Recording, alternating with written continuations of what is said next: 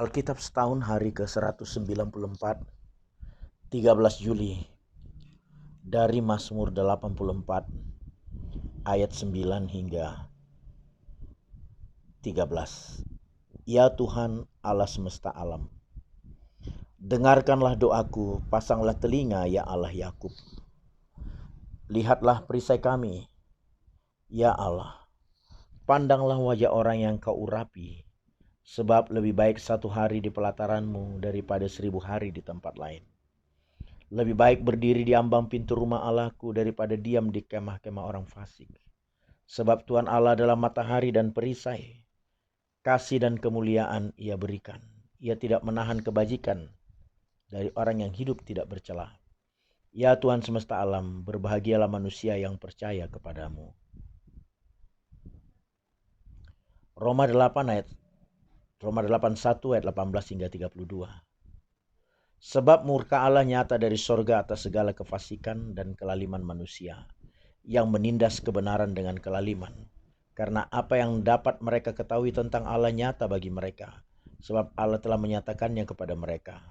Sebab apa yang tidak nampak daripadanya, yaitu kekuatannya yang kekal dan keilahiannya, dapat nampak kepada pikiran dari karyanya sejak dunia diciptakan, sehingga mereka tidak dapat berdalih.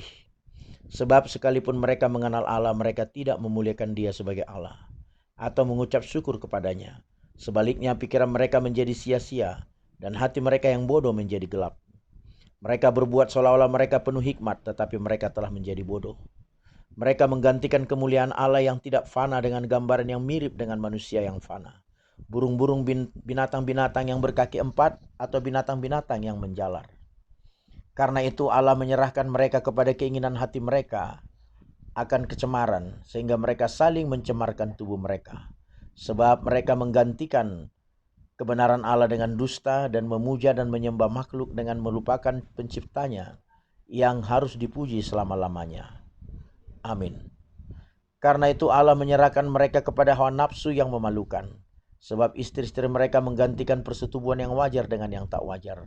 Demikian juga suami-suami meninggalkan persetubuhan yang wajar dengan istri mereka dan menyala-nyala dalam berahi mereka seorang terhadap yang lain, sehingga mereka melakukan kemusuhan laki-laki dengan laki-laki. Dan karena itu mereka menerima dalam diri mereka balasan yang setimpal untuk kesesatan mereka. Dan karena mereka tidak merasa perlu untuk mengakui Allah, maka Allah menyerahkan mereka kepada pikiran-pikiran yang terkutuk, sehingga mereka melakukan apa yang tidak pantas, penuh dengan rupa-rupa kelaliman, kejahatan, keserakahan, dan kebusukan, penuh dengan dengki, pembunuhan, perselisihan, tipu muslihat, dan kefasikan.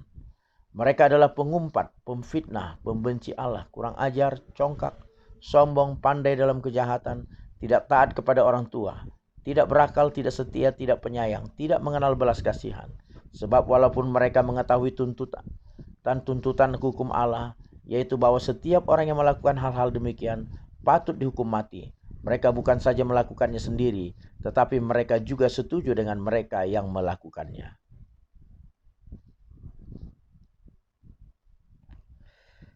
Dua Raja-Raja 24 ayat 8 hingga pasal 25 ayat 30.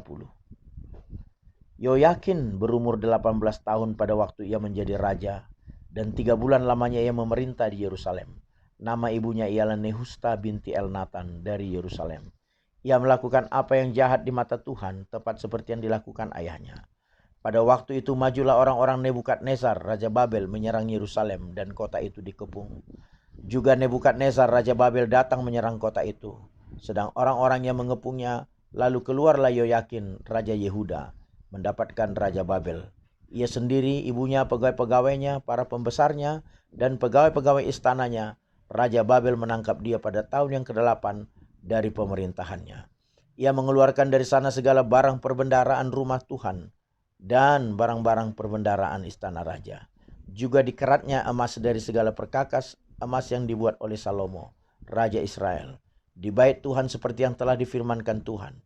Ia mengangkut seluruh penduduk Yerusalem ke dalam pembuangan, semua panglima dan semua pahlawan yang gagah perkasa, 10.000 orang tawanan. Juga semua tukang dan pandai besi, tidak ada yang ditinggalkan kecuali orang-orang lemah dari rakyat negeri. Ia mengangkut Yoyakin ke dalam pembuangan ke Babel, juga ibunda raja. istri-istri raja, pegawai-pegawai istananya, dan orang-orang berkuasa di negeri itu di bawahnya sebagai orang buangan dari Yerusalem ke Babel. Semua orang yang gagah perkasa, 7.000 orang banyaknya.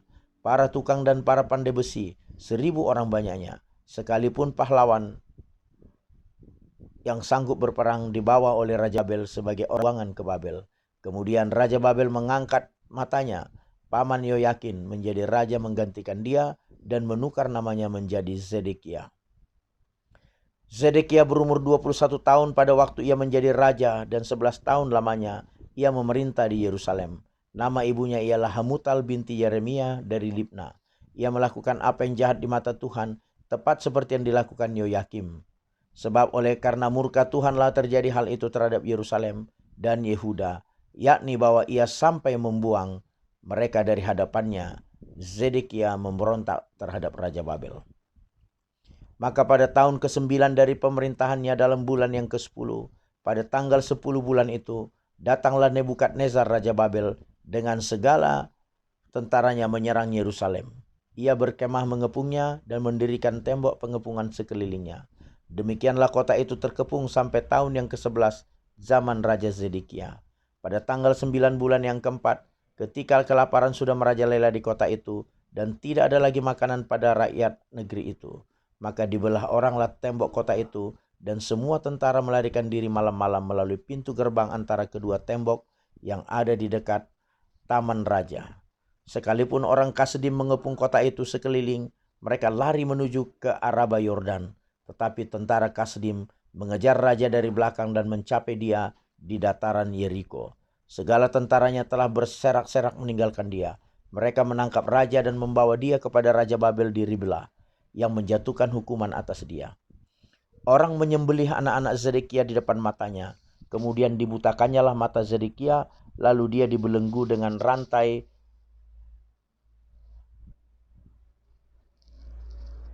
tembaga dan dibawa ke Babel. Dalam bulan yang kelima pada tanggal 7 bulan itu, itulah tahun ke-19 zaman Raja Nebukadnezar Raja Babel, datanglah Nebuzaradan, kepala pasukan pengawal pegawai Raja Babel, ke Yerusalem. Ia membakar rumah Tuhan, rumah raja dan semua rumah di Yerusalem. Semua rumah orang-orang besar dibakarnya dengan api. Tembok sekeliling kota Yerusalem dirobohkan oleh semua tentara Kasdim yang ada bersama-sama dengan kepala pasukan pegawai itu. Sisa-sisa rakyat yang masih tinggal di kota itu dan para pembelot yang menyerang ke pihak Raja Babel dan sisa-sisa khalayak ramai diangkut ke dalam pembuangan oleh Nebuzaradan. Kepala pasukan pengawal itu, hanya beberapa orang miskin dari negeri itu ditinggalkan oleh kepala pasukan pengawal itu untuk menjadi tukang-tukang kebun anggur dan peladang-peladang. Juga tiang-tiang tembaga yang ada di rumah Tuhan dan kereta penopang dan laut tembaga yang ada di rumah Tuhan dipecahkan oleh orang Kasdim dan tembaganya diangkut mereka ke Babel. Kuali-kuali, penyodok-penyodok, pisau-pisau dan cawan-cawan dan segala perkakas tembaga yang dipakai untuk menyelenggarakan kebaktian diambil mereka. Juga perbaraan-perbaraan dan bokor-bokor penyiraman, baik segala yang dari emas maupun segala yang dari perak, diambil oleh kepala pasukan pengawal itu. Adapun kedua tiang laut yang satu itu, kereta penopang yang dibuat oleh Salomo untuk rumah Tuhan, tiada tertimbang tembaga segala perkakas ini. 18 hasta tingginya tiang yang satu, dan di atasnya ada ganja dari tembaga. Tinggi ganja itu 3 hasta, dan jala-jala dan buah-buah delima ada di atas ganja itu sekeliling. Semuanya itu tembaga, dan seperti itu juga tiang yang kedua disertai jala-jala. Lalu kepala pasukan pengawal itu menangkap Seraya, imam kepala, dan Zefanya, imam tingkat 2 dan ketiga orang penjaga pintu. Dari kota itu ditangkapnya seorang pegawai istana yang diangkat mengepalai tentara dan 5 orang pelayan pribadi raja yang terdapat di kota itu. Dan panitera panglima tentara yang mengarahkan rakyat negeri menjadi tentara dan 60 orang dari rakyat negeri yang terdapat di kota itu. Nebuzaradan, kepala pasukan pegawal, menangkap mereka dan membawa mereka kepada Raja Babel di Ribla. Lalu Raja Babel menyuruh mereka di Ribla, membunuh mereka di Ribla, di tanah Hamat. Demikianlah orang Yehuda diangkut ke dalam pembuangan dari tanahnya. Tentang rakyat yang masih tinggal di tanah Yehuda yang ditinggalkan oleh Nebukadnezar Raja Babel, diangkatnya lah atas mereka Gedalia bin Akhikam bin Safan, Ketika semua panglima tentara dengan orang-orangnya mendengar bahwa Raja Babel telah mengangkat Gedalia, maka pergilah mereka kepada Gedalia ke Mispa, yaitu Ismail bin Netanya, Yohanan bin Karea, Seraya bin Tanhumet, orang Nertofa itu, dan Zaazanya, anak seorang Mahaka, bersama dengan anak buahnya. Lalu bersumpahlah Gedalia kepada mereka dan anak buah mereka. Katanya kepada mereka, janganlah kamu takut terhadap pegawai-pegawai orang Kasdim itu. Tinggallah di negeri ini dan taklukkanlah kepada Raja Babel, maka keadaanmu akan menjadi baik. Tetapi dalam bulan yang ketujuh datanglah Ismail bin Netanya bin Elisama, seorang yang asalnya dari keturunan raja, dan 10 orang bersama-sama dengan dia. Mereka membunuh Gedalia dan orang-orang Yehuda dan orang-orang Kasdim yang ada bersama-sama dengan dia di Mizpah. Maka bangkitlah seluruh rakyat dari yang kecil sampai yang besar, serta panglima-panglima tentara. Larilah mereka ke Mesir sebab mereka takut terhadap orang Kasdim itu.